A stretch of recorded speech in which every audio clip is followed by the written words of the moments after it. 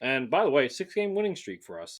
Look, this was probably the only competitive game in this round of the wild card. Let's be clear on that. And I think it's by far it was the most entertaining of all the games.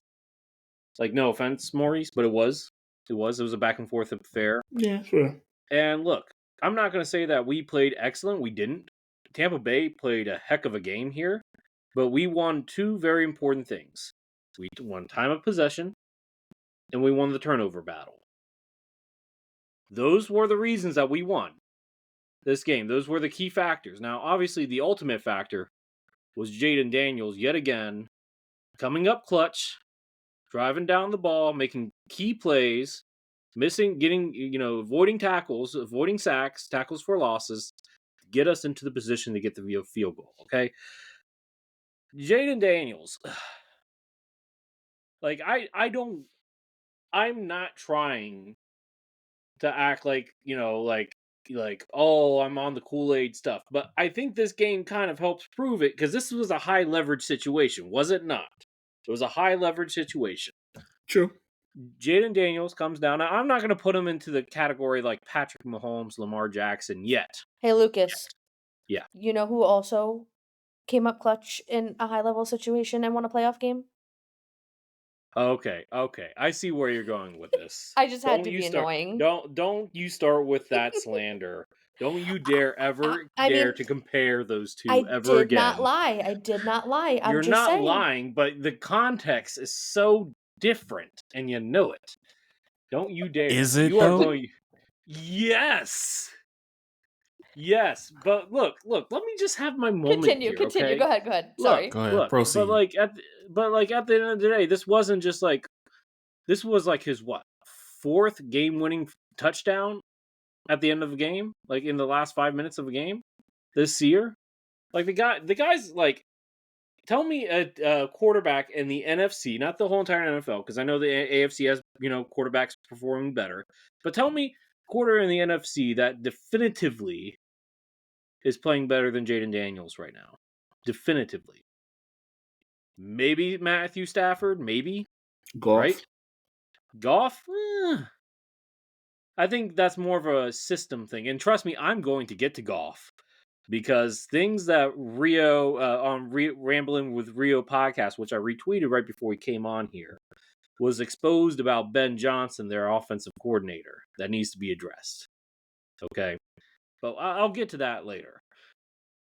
What I will say is that, there aren't, you could, there's no definitive guy that you can say that is actually playing better and has been more reliable this season than Jayden Daniels. Jayden Daniels had that 3 games skid, which was his quote unquote hitting the rookie wall. Well, guess what? He bounced back from that. He's playing even better now.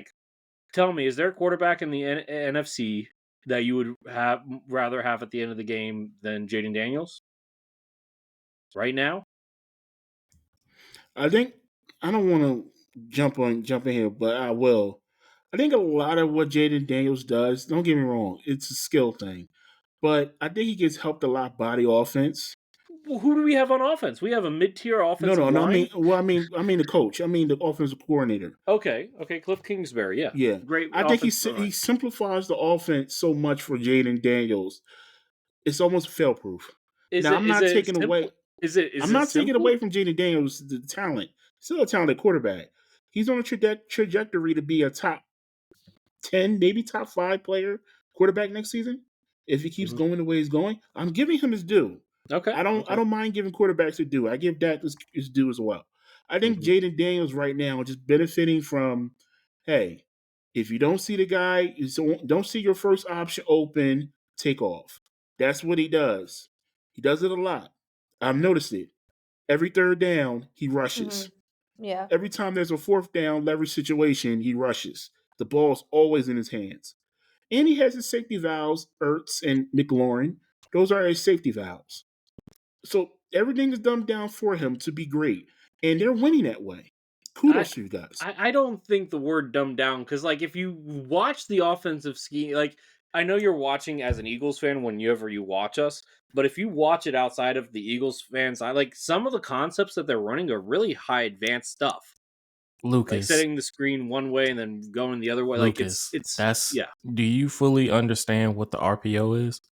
I know what the RPO is, the run pass option. Yeah, I get that. Okay, so all it's doing is Kingsbury is simplifying the RPO for him to the point that he's utilizing his talents, but he's using the guys that's around him. That's all Maurice was trying to say.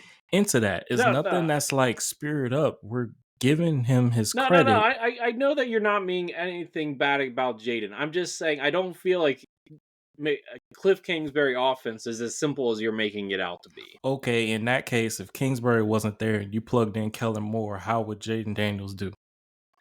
That's a real good question. That is a real good question. I don't know if there's many offensive coordinators that could have utilized Jayden to his full potential as I can name at least 3 off the top. Okay. Like, look, I'm not trying to argue. Look, let me just, I haven't even gave my flowers to half the people yet. Okay, let me give my flowers to everybody else. Okay. Go ahead. Okay.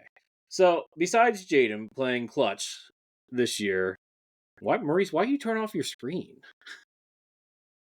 He's probably laughing at me right now. Okay. Anyway. I had to sneeze, sorry. Oh, okay, you're good. No, look. Outside of Jayden Daniels, I almost said McDaniels. I'm thinking basketball now. Look. Austin Ekeler, we needed him this game. We needed him because Brian Robinson has been a zero factor for us since returning from injury. Austin Ekeler was a difference maker. He's getting, he's rushing well. He's catching the ball and making plays off the catch. He's been doing great. Terry, obviously, give him flowers like he always deserves. Got to give flowers also to Dyami Brown, who, look, I don't think anybody expected Dyami Brown to play as well as he did. Dyami Brown playing as well as he did was a big factor in us winning.